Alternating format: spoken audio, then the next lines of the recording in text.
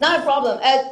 If you need a couple more minutes, I can also, or we can also talk to my students. Okay. They're all first-year students in Taiwan. As you know, the high school consists of grades 10, 11, and 12. I think in many Asian countries that's the case. And so the first-year students, the freshmen, are the 10th graders. Right. Right, and 10th, 11th, 12th graders. And so here today we have mostly 10th graders and a couple of 11th graders who are leaders of this video conference project. Okay. Let me move to the other side of the room and we'll go and we'll begin. Okay, you want to adjust your camera or? Yeah.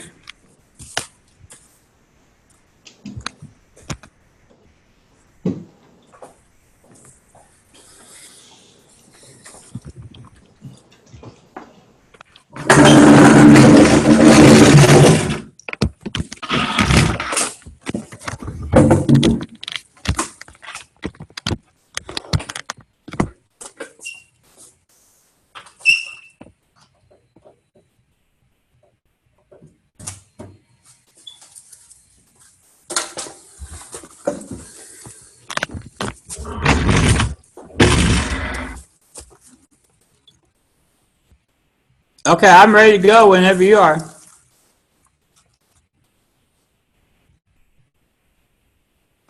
So I'd like to point out the students who are from other high schools first. So with the students from other high schools, then other than affiliated high school of Zhongzhi University, please stand up.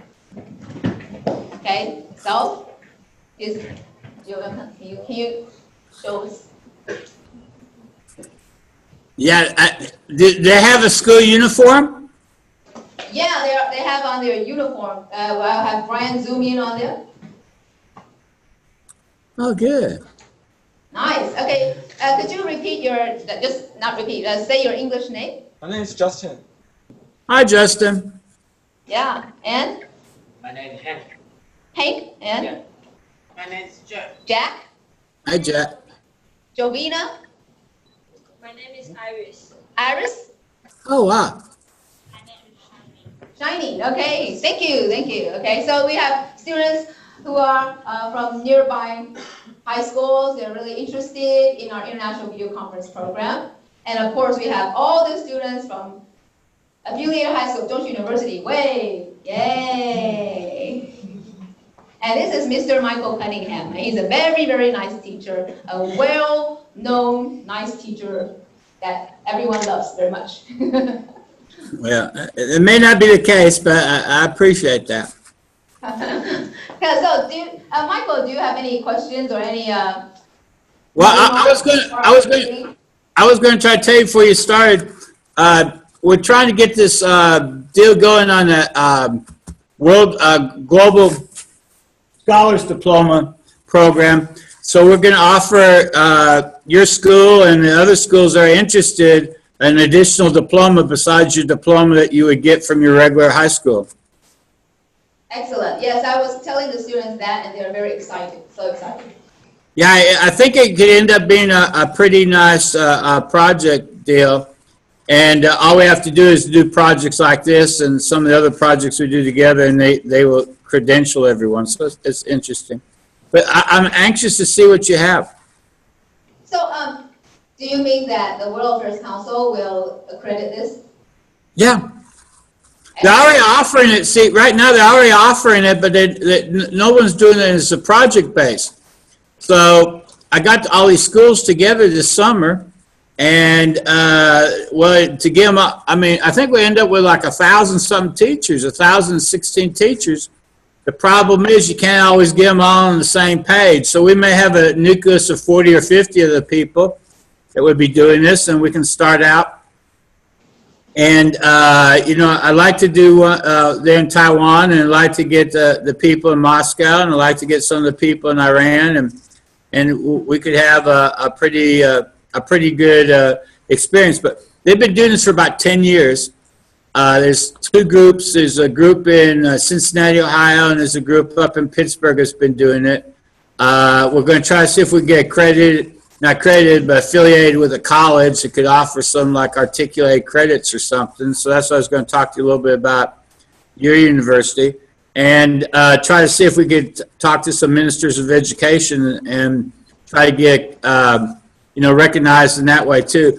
But the idea was it was originally established by our president Woodrow Wilson after his 14 points to try to develop areas in which people can start talking to each other, from country to country. So this is really works well.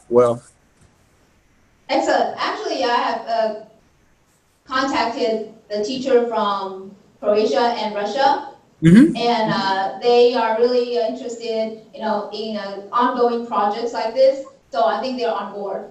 Okay, good.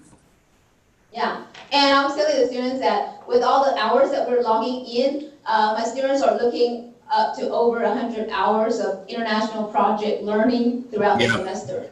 Yeah, so I'm sure those who have accomplished this will certainly be accredited.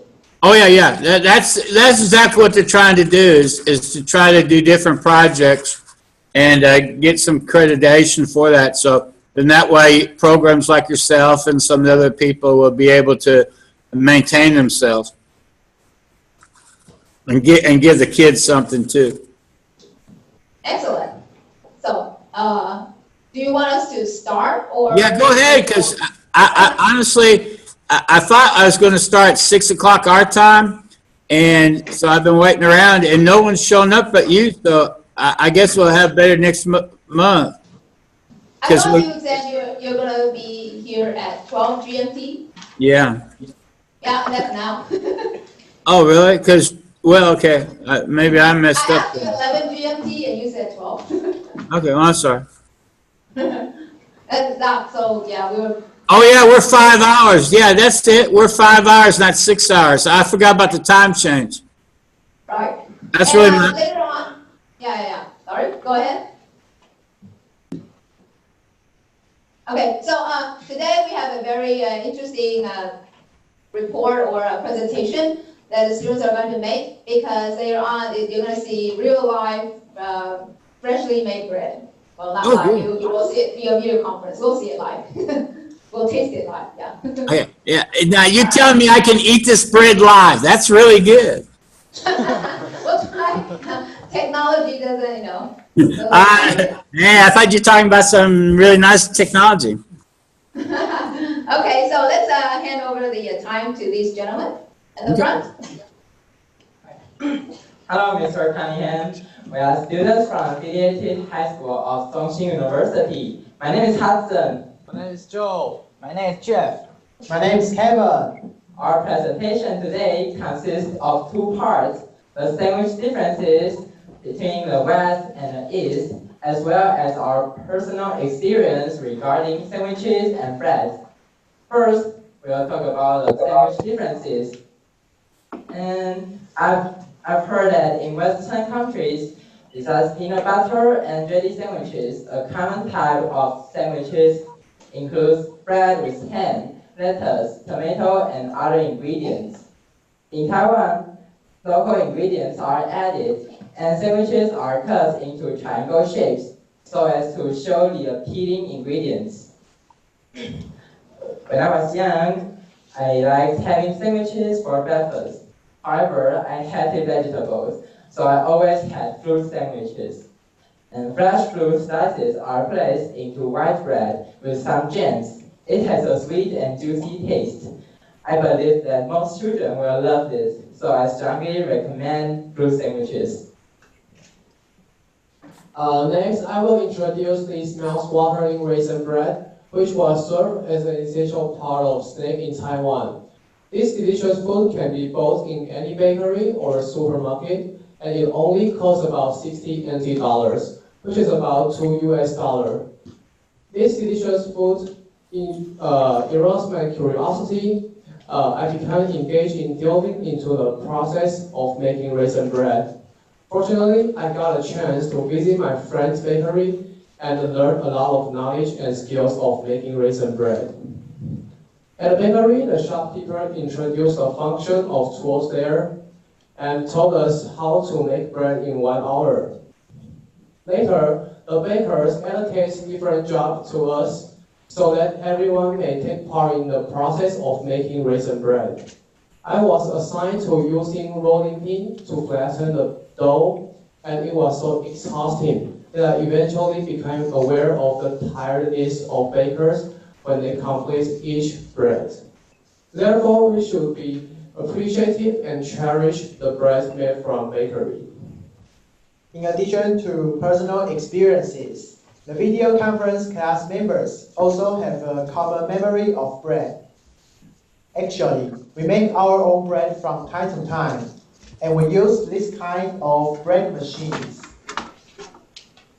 And one of our teachers, Mr. Brian Lee, shared with us how to make various kinds of bread.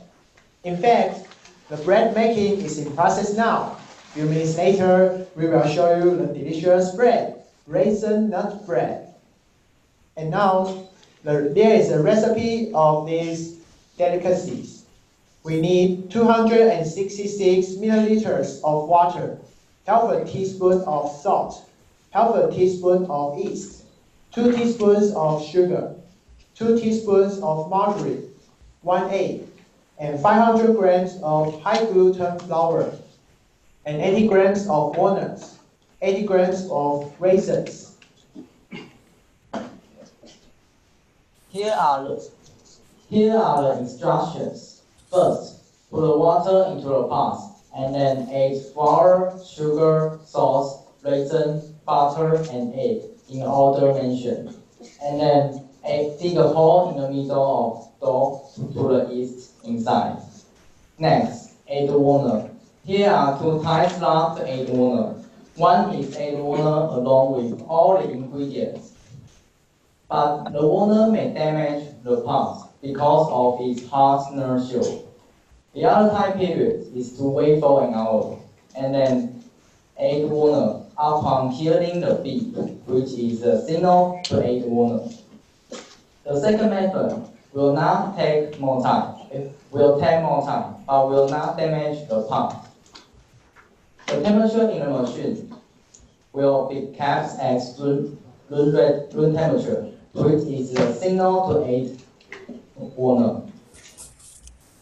Finally, in the lab says, the temperature will rise up to 302 degrees Fahrenheit to bake the bread, and finally, the bread will be done. Hey, look, here comes the freshly made raisin nut bread. Whoa! Can you see it? Oh, yeah. That's really nice. Freshly made from the bread machine. The big Wow. size. Yeah. So let's ask our what? What does that taste like? Oh, it has crunchy because it contains lots of walnuts and a lot intakes like a little salt because it contains the raisins. So let's ask our baker teacher, Mr. Brian Lee, few questions. Question 1. What kind of bread do you usually make with these machines? Nuts bread. I like the aroma of soft bread mixed up with crunchy nuts. Nuts contain a lot of nutritional value. This handmade soft bread is healthy snack for all. Oh, that's great, right? Next question. Have you ever created any bread with unique flavor? Of course, I have. Sorry, I have added grindy coffee bean to the bread, which make it crunchy. It gives off a rich aroma of coffee bean. So it smells very good, mixed with the coffee bean. Yeah, so let's over our presentations about the breads and sandwiches. Thanks for your attention. Do you have any questions about the bread machine and the bread? How much would that serve? How many people? around, it's snake around 20. Wow. And do you make all your breads at home or just the specialty breads? Or you can bake this, bake the bread in your home with these machines. Oh, it's really yeah, like this. Okay, and how many people have machines like that in Taiwan? Oh, good question. Okay, so how many of you have this kind of bread machine at home? 1, Do you 2, guys have 3, these bread 4, machines? 5, 6, 7, 8, 9, 10. About a fourth of the people here. Oh, wow. And how expensive is that machine there? Oh, how expensive is that machine? Around 120 US dollars. Oh, wow. $120. Is that a good deal? Yeah, it seemed like, I mean, bread machines and stuff are pretty popular here, but that doesn't seem to be too bad of a price. Now, do they buy much bread over the counter, or is this almost all the bread they make at home? Make at home. Can you repeat the question? Okay. Bread, you know, like in the supermarkets in the United States, the bread aisle is very large with all kinds of variety of bread. And a lot of Americans just don't take time to bake bread. I was wondering how many people there make their own bread versus how many people just buy bread. It's actually very convenient to buy bread in Taiwan, but as you know, some people are health conscious, and a lot of the bread that you buy aren't that healthful.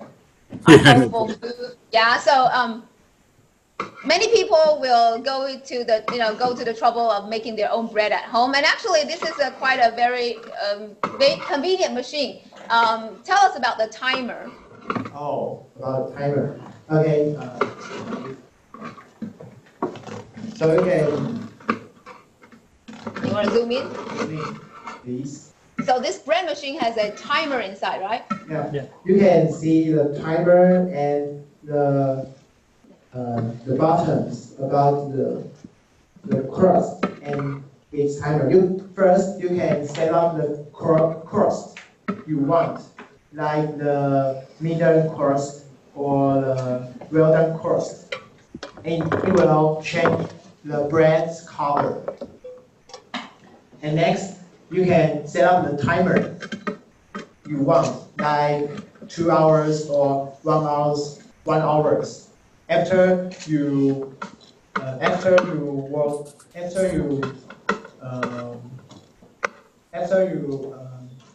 have the rest, you can eat the bread. Okay. As you wish. Now, in the United States, a lot of bread sold for sandwiches. What is this type of bread used for? I don't think this is a sandwich bread. What would it be used for? So let's ask the baker Brian. Can this kind of machine make bread for sandwiches? Like, Yeah, sure. you can make Yeah, the yeah, bread for yes. sandwiches. Okay, so Brian says that you can adjust the machine to make the bread for sandwiches as well, and you can also make muffin-like bread too. And Dutch as well. So you could use this for breakfast, lunch, or supper. A kind of bread called Dutch. And you can even make Dough, that's a dough. Oh, sorry. 豆是面团。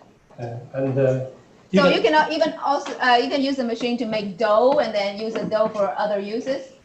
Oh, wow. even more, you can use it to cook congee. Really? Yeah.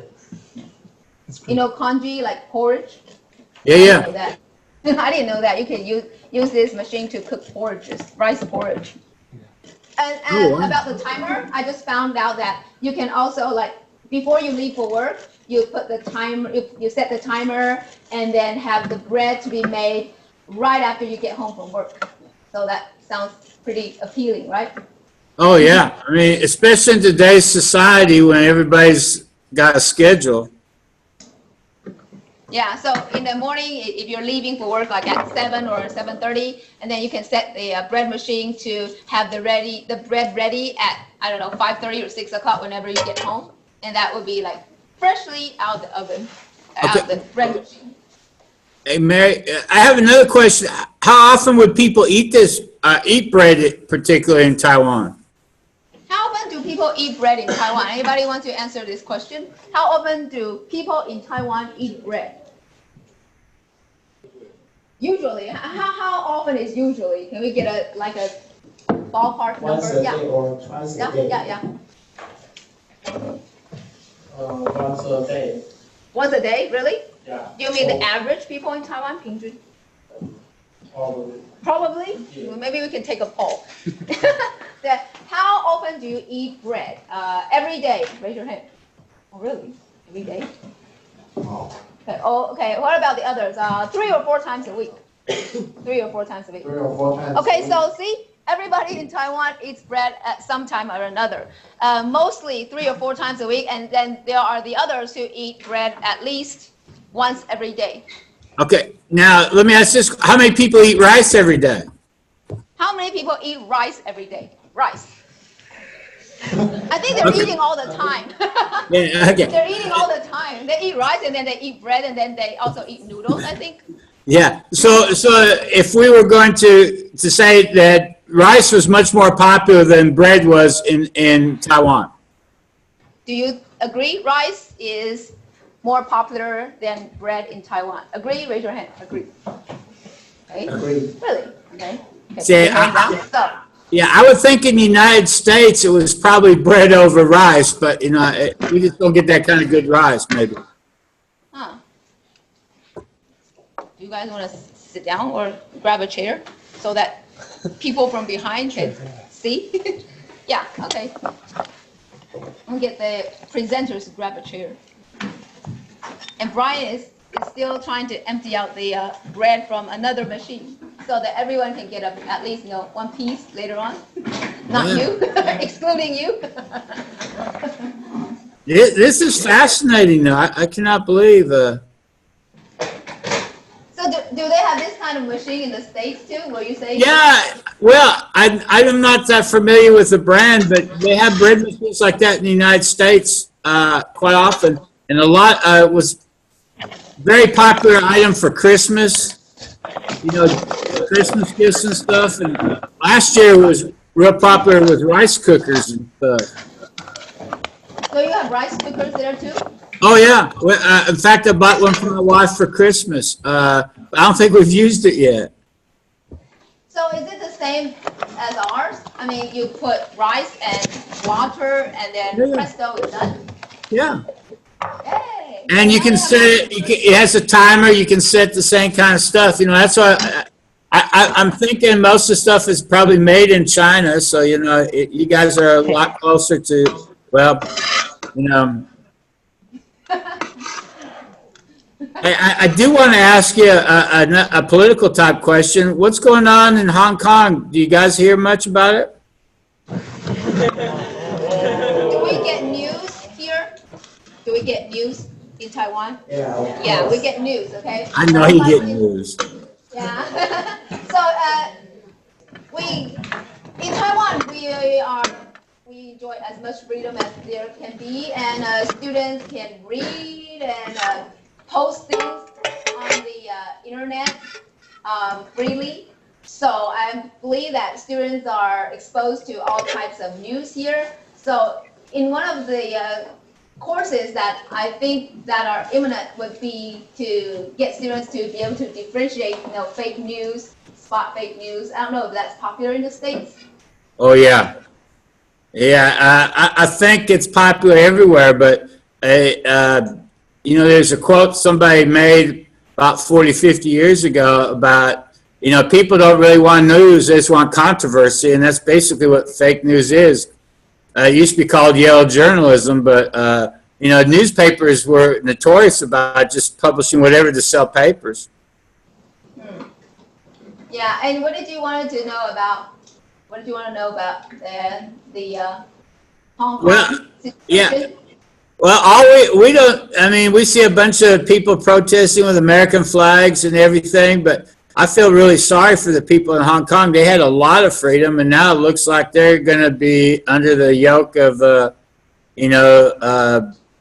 China. So I was just wondering, how's that play in Taiwan, considering the history and stuff with, the two China policies? Well, anybody would like to respond to that? We can speak freely because this is a democratic country. Oh, in yeah. Taiwan, we enjoy freedom. Okay, Yeah. so yeah, you can express your opinion or like what you saw on the news and what it means to you. Anybody? Yeah, have you been? Yeah, anybody? Anybody?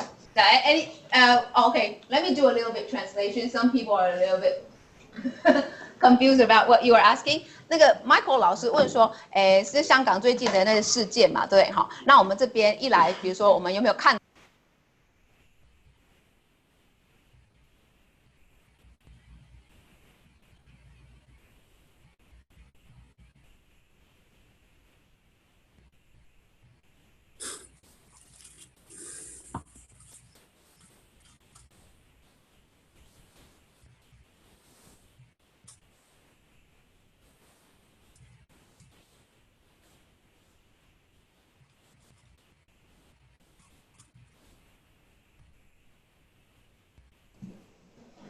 ？So now China has this policy to Hong Kong that they want Hong Kong to send the criminals, what they call criminals, but what are actually, I think they're actually just people that disagree with the Chinese government. Right. So they want to send these criminals back to China to decide whether they want to put them in jail or anything.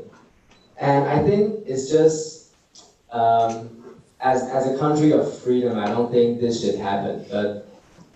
And we never know if Taiwan would be the next one, because the situation is we have a similar situation of the relationship between us and China. So we hope that will never be the next Hong Kong about this type of policy or this kind of situation. Thank you.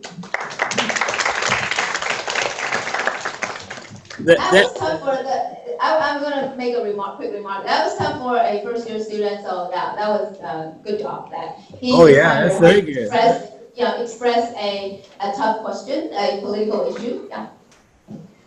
Yeah, unfortunately, I was thinking, you remember Catherine that works in Hong Kong?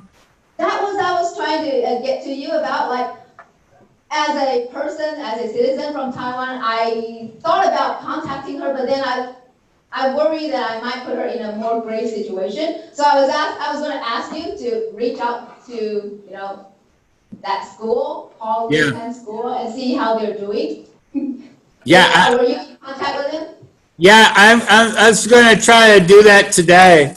Yeah, I've talked to her several times. It's just a really, really bad situation. It kind of reminds me when we're talking to this lady who talked in Kiev, and when they were starting to have riots and stuff in the Ukraine, and then the kids were filming, and we could see the city was burning, and and the kids were still going to school. You just always worry. Yeah. So let me know how it goes. I've been struggling whether or not to contact them directly, and I haven't done so yet. So yeah, I was worried that I would put them in more, If I can set up something with multi-schools, I'll let you know so you could talk to her too like that. Yeah, because I would hate to put them in even stickier situation. I don't know. I mean, I guess even with the United States and a lot of people having U.S. flags and stuff, but you just never know how many your friends until it actually, comes down to it. And implied with the gentleman that answered the question, a lot of this has to do with, I don't know how long the United States will back all the people they say they're going to back too. U.S. is also at war with China. Yeah. Trade war. Yeah, it's a pretty interesting phenomenon. You never know. Now, we kind of talked a little bit about bread today, and we kind of said that. Now, is there rice breads? Are there rice breads? We have rice bread. Really? Bread. Bread. 米面包有这种东西吗 ？Really? Where? 有那种特殊的面包机可以做。有那种。 I have never tasted any before. Really? Rice bread? 可是米糕他们也是。Yeah. 米糕跟 bread. 花粿哦，花粿是 rice 吗？是糯米啊。糯米。 Oh, they say there's sticky rice bread. Yeah, I thought there was. I thought you've actually given a recipe like that before. That's what I was going to have. And then there's rice cakes. Rice cakes are pretty popular here in the United States, but they don't really have a whole lot of taste. I'm sure your rice cakes taste a lot better. Rice cake. Rice cake? What is a rice cake? 那就是花粿啊。花粿吗？哦。See, I can't match the two, the Chinese and the English together, and then they say, oh, then I know. Yeah, we have rice cake too. But And delicious. do they eat rice cakes like a bread? I mean, like they put stuff on it, right? Yeah, they put stuff on it. They put, what do you put on the rice cake? Let me see. Some sauce? No. No. No sauce? No sauce. Sugar? Wow. Really? There are several machines and meat. I think there are some savory ones, 是不是有咸的？没有。 Several ones. 花粿不是咸的吗？我们要讲花糕。花粿，它刚刚还有个 rice cake。 Rice cake 不是花粿。是花粿。花粿。那刚刚给谁跟花粿 ？Okay, so we're getting confused. We have rice cake and we have. Sticky rice bread. Rice bread and rice cake, they're different. 可是英文他们是翻 rice pudding， 然后蛙粿是他们是翻 rice pudding， 然后他们米糕是翻 rice cake， 所以 Oh, wow. Okay.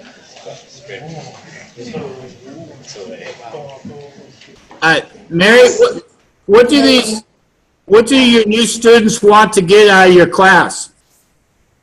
What the students want to get? Okay, yeah, that's a very good question. What do you hope to acquire or achieve out of this class? 你希望最想学的获得，最后你希望能够获得什么 ？Yeah, anybody? If you don't know the English, you can also say it in Chinese. Yeah. Yeah, and you'll try to understand. 我呛他，好了。Okay, so what do you hope to get out of this class? 你希望能够有什么收获，有什么获得？ I hope to get this. 你希望有什么收获 ？Yep. I hope I can get some speaking skills and listening skills. Yeah, that's it. Yeah. Okay. In the back. So we have a person who wants to enhance his listening and speaking skills, and one in the back.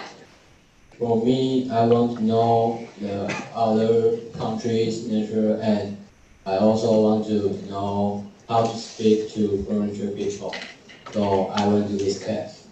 Okay, so he wants to learn how to interact with foreigners, and also he wants to learn about other cultures. Oh, good. Yeah? There you go. I want to be able to speak fluently in English, and I also want to learn cultures from many different countries. Okay. Anybody else? I want to know that the difference between many cultures. I think that is very important for teenagers because we have to know the difference between all the culture. So we can respect all the culture. So it's hard to describe, but I want to achieve that the peaceful communication with the others. Use word to get to know each other. Yeah. Yeah, that's a good point. Cultural understanding, learning respect, learning about respect, and resolving conflicts. Yeah. Anybody else? Students from other schools are also encouraged to speak. Yeah. For me, I want to get more communication with other foreigners. I like to make friends, but I have never made friends never made foreigner friends. So I want to communicate with more people, and also I want to know the problems of us of Taiwan, which parts we can fix, we can do better. Thank you. Thank you. Any other? Over there in the back. Yeah. I want to improve my English because then I can describe my opinion more better. Okay, so he hopes to improve his English language ability so that he can express himself better. Anybody else? You're all free to speak up. Speak up. Yeah, here you go. For me, I just want to reach more foreign and make friends with them. That's all? Okay. Wants to make friends with people around the world, meet more foreigners. Anybody else? Yeah? I hope that I can improve my English speaking skills and can have more experience with talking to the foreigners, that I will not afraid when I went abroad to other country. Okay, yeah, good point.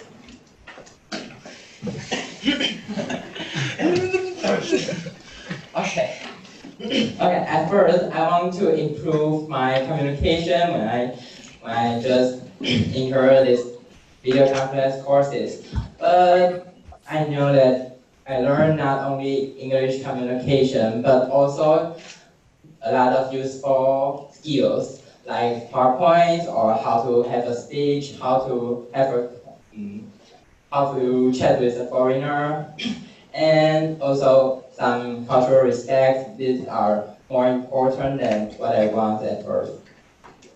Yeah, he's expressing a lot of things that he acquired along the way, in addition to language skills. Yeah, go ahead. The reason why I want to join this video conference plan because I think after everyone graduates from senior high schools, they will have a lot of challenge, not only to pursue their dream, but earn some money, earn more money. They have to face a lot of challenge. So I think after I join the video conference, we can learn a lot of knowledge and to adjust our attitude after we graduate. And I think that will be more useful. And I hope I will learn a lot of knowledge and know more different cultures. Yeah. Wow. Hey, Mary, Yeah. you ever bring like Henry or Roy or Tony back and talk to the kids? They come back from time to time, and Roy is now a certified lawyer, and he's working at a law firm. So we are very proud of that. Yeah, so proud of him. He got the license before he graduated from grad school. So that's something, because the bar test is very difficult. I think only a very small percentage of people can pass the bar test. And he passed the test before he graduated from grad school. And that's really something. And Yeah, Tony, that's crazy. I know, and Tony hasn't graduated from the Hong Kong University of Technology, but he is on an internship abroad now. Yeah, no. Actually, I hear from Tony every once in a while. I was just wondering if he was still in Hong Kong. That's what I was kind of worried about. But I see him all around Europe, so. Yeah, good for him. He's like traveling around, and also he's doing his internship elsewhere now. So he's not in Hong Kong at the moment. Well, what's Henry doing? Who? Henry? Oh, Henry. Henry is promoting Nantou, a city in the city. Nantou is the city, yeah. A city in central Taiwan, and he's doing a pretty good job. He also travels to other countries from time to time and promotes Taiwan. Wow. He's in Korea at the moment. Wow, that's really crazy. He's in South Korea at the moment. Oh, really? Because I remember that time where we were at your house and Brian and Henry and them were doing that lying and not lying. And Henry told a story and everybody thought it was true and it wasn't. And, you know, I show you, I still got this, well, you probably can see. I know. You sent it to us 10 years ago. That is ancient.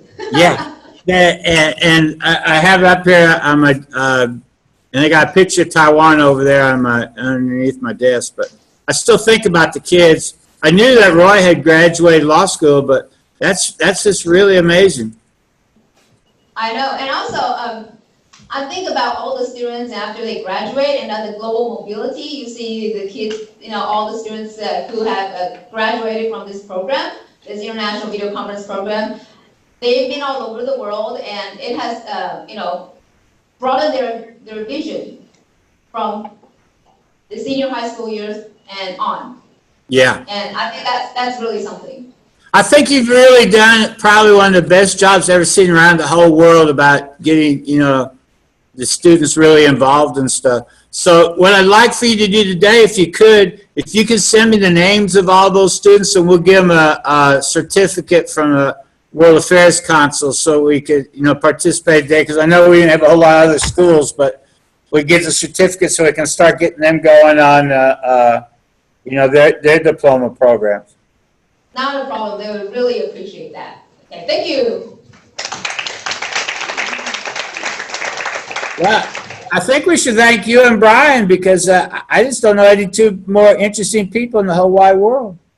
Thank you. Yeah, we're very interesting because we work like around the clock and we never sleep. You can find us at any time of the day, right? Oh. I kind of figured that out, because sometimes when I see you on IM or Facebook and stuff, it's like should be time you should be sleeping. Yeah, I'm still around like 2 or 3, sometimes at 4 a.m. in the morning. Yeah, no. I think sometimes you're like that too. I think you get up very early. Yeah, I normally get up about 2:30 every day. Right. So, you know, yeah. Well, we'll see. Some students might have questions for you. Yeah, go ahead. Okay.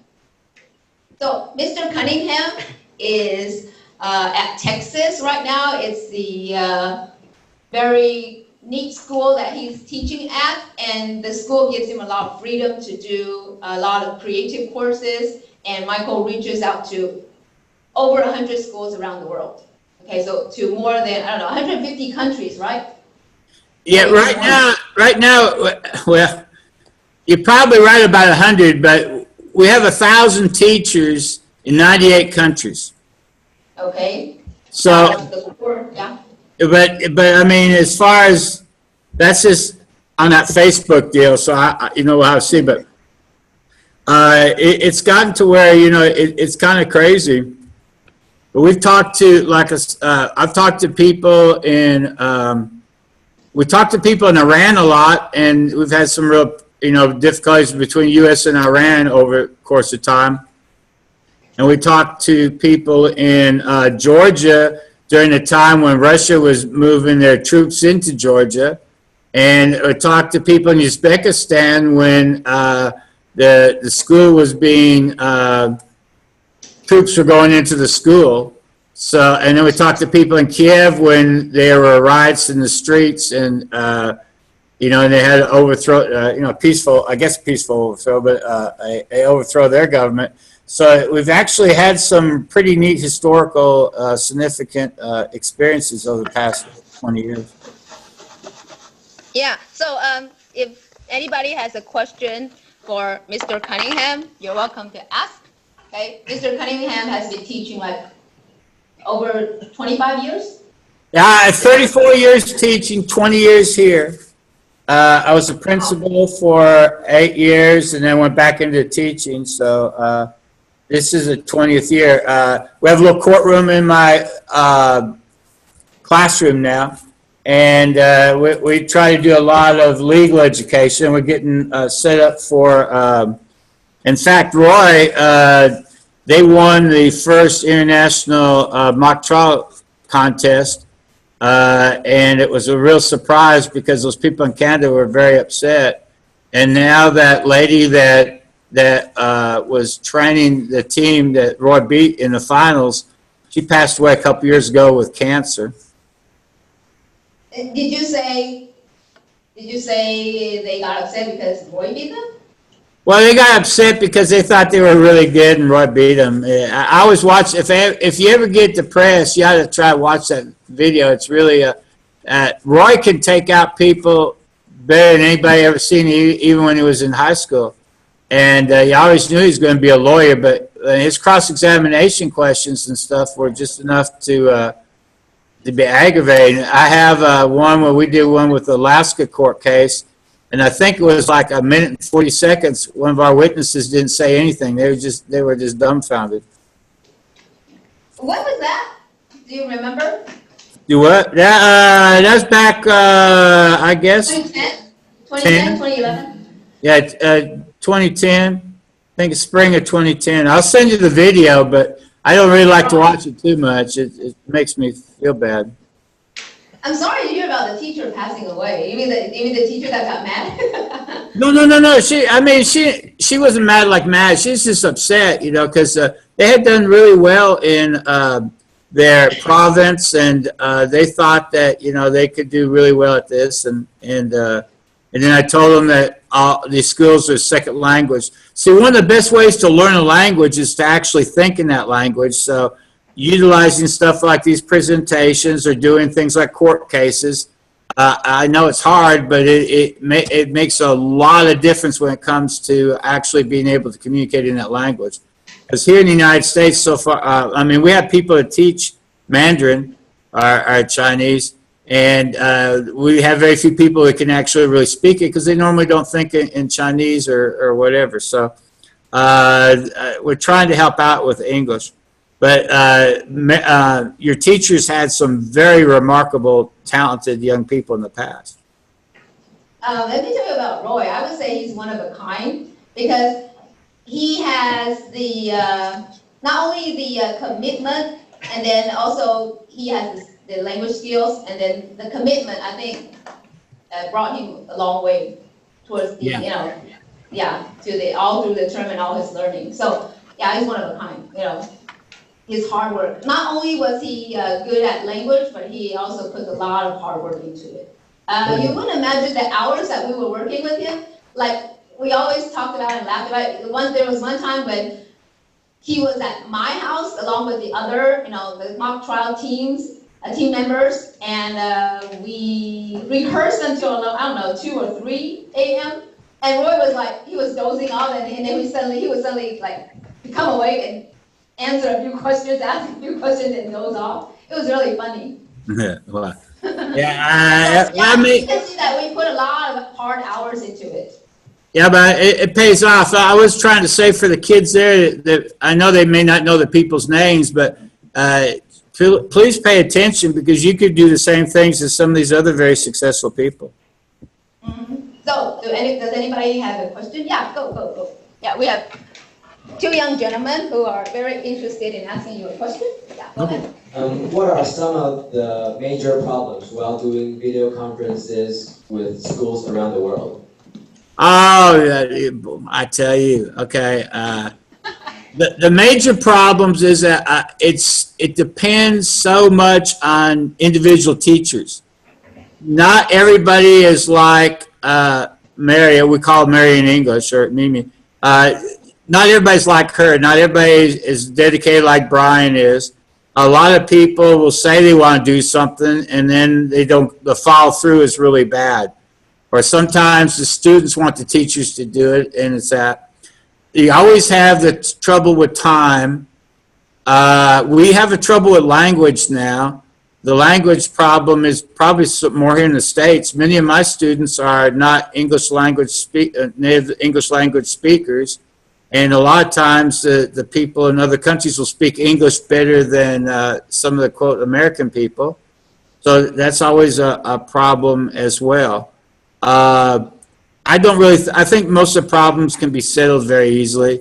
Also, we've been working on some projects. We got a project coming up at the end of this month called Peace Day Challenge, and we're doing it on Flipgrid. So you can make a video, put it on Flipgrid, so that kind of takes up a lot of the live time. But I really enjoy live video conferences a lot more. I don't really think they're that much of a problem, especially on Zoom or even MCU that your teacher has there. It's pretty easy. All you have to do is dial in. Now, when we first started, it was very troublesome. You had to go through a third or fourth party. You had to wait for connections. Mary and I could probably tell you some horror stories about, waiting, and you get beeped off and stuff like that. But today, it's relatively easy. It's easier than making a phone call. It's just trying to get the people all lined up on the same page at the same time, which is difficult. Thank you. Oh, thank you. It's a very good question. Now we have a question from the back. What makes you start to do a video conference program? What started to do it? I wanted to try to bring the world to my classroom. And we have a lot of students here who are extremely limited in finances and funding. And they gave me a room which I had video conference. I had 2 big video conference TV sets, and we were hooked up and could do it for free. So it was basically trying to help my students out. And we started out with. In the early 2000s, we started doing stuff with Canada and Alaska, and then later, in I think 2008, 2009, we started doing some stuff with Taiwan there. I think we started in 2009. Yeah. Mm-hmm. You and I, yeah. I started with another state in USA. I don't know if I mentioned it to you in 2006. Which state? Minnesota, yeah. Yeah. See, I grew up in Minnesota. Minnesota is remarkably forward-thinking in a lot of ways, and we were doing stuff with Minnesota at that same time. The problem is they changed up a lot of things and gone to a lot of standardized testing, and Texas is the same way, but in some cases, the teacher can no longer have the ability to offer this much free time to do stuff. So it's gotten to it's either electives or something else. The country of France, I believe, if they still do it, everyone has to be on the same page on the same day. So you have no flexibility at all. And that's a real shame. You should have flexibility in education. That's the case in France. It's really hard to believe. It had been that way in the past. It's very difficult to do a lot of video conferencing with France in different areas. That was probably the hardest ones to try to do. We were able to do a couple several years ago, but it was very spotty. I would think that there would be more liberty in France or countries in Europe. Well, it goes down to what is the purpose of education? The purpose of you can make a very strong case. The purpose of education was to control people and to control people by limiting what they think. So even though we say we live in a democracy, which we actually live in a republic, and even though we say a lot of things, you can tell by our education system we don't really want to have creative free thinkers because you end up with a lot of problems. Yeah. You're talking about the Hong Kong situation again. I was going to mention that, but I didn't. I bit my tongue. But I mean, it ends up being that way. I mean, seriously, you don't want to have a highly educated populace to start questioning every single thing that you do, no matter what country you're in, because it's difficult to control. So you look at education as a socialization process. And here in the States, we've gone to high-stake testing, and I know you do the same there, but, we teach towards a test, and that's not necessarily the same as doing video conferencing. I look at video conferencing more as a project-based, and you do things like this, and you gain through the process, not gain towards a test. Yeah, I agree. You can do both. But Roy's a good example. Roy could do both. Roy can pass tests and Roy can do projects. But I think you actually gain more by the project than you do by the test. Actually, that's the main obstacle or hindrance that I get, from parents. They are worried that their children will not do well academically if they're doing too much video conferencing, which is not true, as you can see, because you should be able to balance between the two because it doesn't conflict, right? Oh yeah, it doesn't conflict as they're perfectly compatible, and then the problem is, you don't really know who you are until you start finding out your history, and I've learned so much in the last 10, 15 years about my history in China that, my family were part of the Tang dynasty, and they move in and they marry into the Iranians, and then the Iranians, Persians, and the Persians, move different things that were so interrelated that, history books don't really do a good deal. World history, people just start glazing over when they start studying, but you may have cousins here in the United States that you didn't even know, very, very distant cousins, and they look American just like I do, but they were, people that left China, went on the Silk Road, and kept on moving west till they came to the States. Interesting. Anybody with questions that we can take like 3 more questions or Yeah, go ahead. So I have two questions. I really agree about the one you said. Learning language, best way is to sing in that language. But how? And the second one is, how do you think a video conference brings to students? What can we learn from what skill ability we can get from a video conference? That's my 2 questions. Thank you. Okay, Mary, could you summarize those 2 questions real quickly? I don't know if I heard them exactly right, but they're very good questions. First one is how to think in that language. You mentioned the best way to learn a foreign language or second language is to think in that language. He wants to know how to. Okay, what you do is that, language acquisition is kind of strange, but take yourself back to when you were a young child. Many years ago for me, a lot shorter time for you guys, and you remember that you start thinking in that language. You can learn almost any language very easily. Young people can pick up multiple languages. Just take a look at the people in Europe; they can speak 4, 5, 6 languages at 5, 6, 7 years old. Now, how you do that as a student? You would start working in like a project or this, or like. We even noticed, like with Roy, going back to like mock trials, there were some people that had very, very limited English that were doing witnesses, and they ended up, by the end of the project they could speak English much better, and in many cases could speak English as well as you would think a native speaker could actually speak. And you could actually tell, so sometimes it may need some help, but I think that's what it really is the emphasis more on utilizing a particular thing and being asked questions. I think it's more like if you go back to the Greek idea, the Socratic method, that one of the best ways to learn something is to ask questions. So then in that way, and you can see that through legal education, through mock trials, or in these presentations, or this question and answer session here.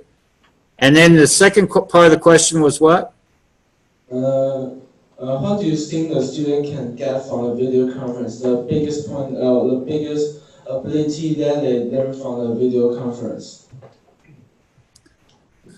That's a very good question. What do you think? It's his first time, so you can. I know. What do you think about this? Multiple ability in doing everything, like cooperation with leaders, cooperation with group mates, communication with teachers, and beforehand preparation before the conference start. I think skill from life need that you can learn skill that you can use in different places in life. But I want to ask you about how do you think? Okay, if you just saw this, it'd probably be a little skewed. The other things we try to do are like Model UN, where you actually have a problem, or I know Mary does Model UN quite a bit. We do model diplomacy, where you have a problem and you try to get from all sides of looking at it. it's a little bit easier there. On the food for thought part, we're doing it to try to get people to understand the culture a lot more and to show, like one year we did a deal on rice and everybody did rice, and we had rice we started out in Taiwan, and we had rice in India, and we had rice in Russia, and we had rice in Africa, and we had rice in Europe, and we had rice in North and South America. So by the end of 2 hours, you literally went around the world and had all kinds of different recipes. I think that was a little more interactive than we're doing. But the idea was, and the idea is, to try to get the people involved. And you know, I appreciate you coming in the first time to see this.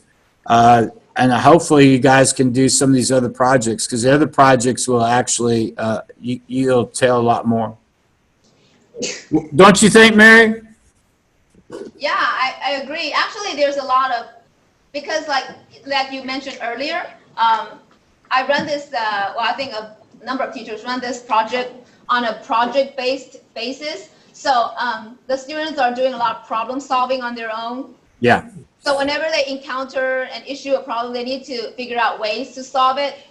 Especially when, you know, in Taiwan, the classes during the daytime, they require a lot of lecturing for the students to, you know, just listen. They are just there to listen and take notes. But here we have the students figure out the process of problem solving. Yeah, so right. In a way, or in many ways, that take much time. So I've had some students complain in the past. They say, oh, well, a couple say that, oh, it's too time consuming. And I'm saying that, well, whenever you have to figure out a problem on your own, that's time consuming. Yeah. So that's as well. See, actually speaking, the deal is it's between rote learning and critical thinking. What Mary's trying to say, or Mary's effectively saying, is that that's actually critical thinking skills. And that's the kind of skills you're going to need the rest of your life.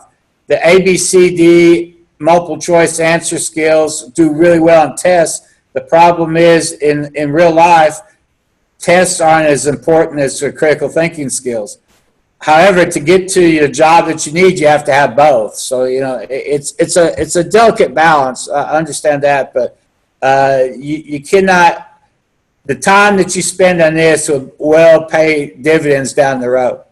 And don't believe me, I mean, I know of at least 30 or 40 highly successful people that graduated out of Mary's program. So, you know, there's a lot of good things to look forward to. Yeah. Thank you for your question and your answers. Anybody with last questions? Last question? Yeah, last questions. Okay, there we go. What language do you think is the most helping for the students? I know Spanish is the most popular one to learn in US now. How does Spanish help people in US? That's a question about language learning. Did you get Yeah. that? I didn't quite get the last part. How does any what? Spanish. Oh, Spanish. Oh, wow. Yeah, most of our students will speak Spanish. I think in my high school, we're probably 75% of the students will speak Spanish at the house, and maybe 40% of the students will speak Spanish more than English. So it's the fastest growing population here in the States. In our part of Texas, we're probably 85% Hispanic of origin.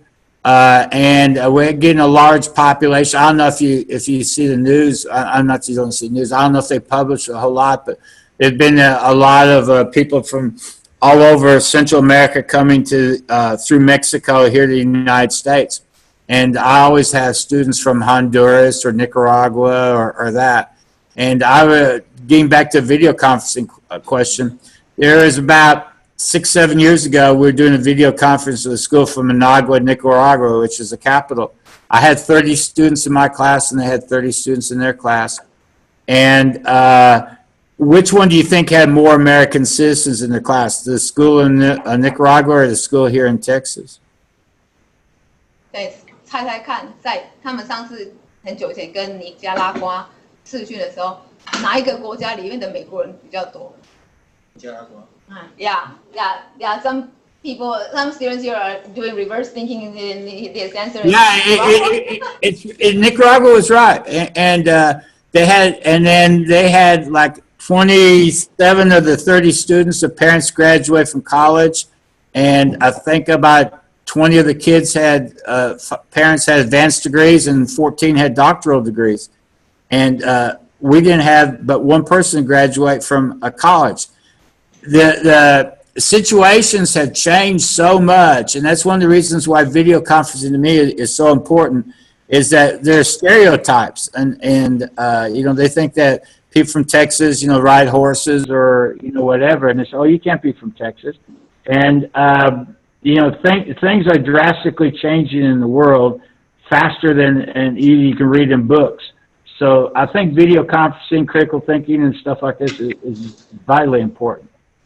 I really do appreciate the opportunity to talk with you guys today, because it's always great to talk to my good friends there in Taiwan. Thank you so much for being with us today. It's always great to have you in class. The students are always very, very excited and happy to see you and talk to you. Next month, they told us the lady in Bulgaria will be here, and the gentleman from Brazil will be back. We're supposed to have about 10 schools for next month. Okay, cool. The Bulgaria school doesn't even start till next week, and really? I thought Russia was supposed to be here today, 1357. So I don't know. Oh, they were, but then I think their schedule changed. So I got a email from her at the last minute. Just okay. I don't know, an hour ago. Okay. Saying that they couldn't connect. They were going to connect. Yeah. Okay, good. Well, I will see you guys back. Thank you so much. Thank you.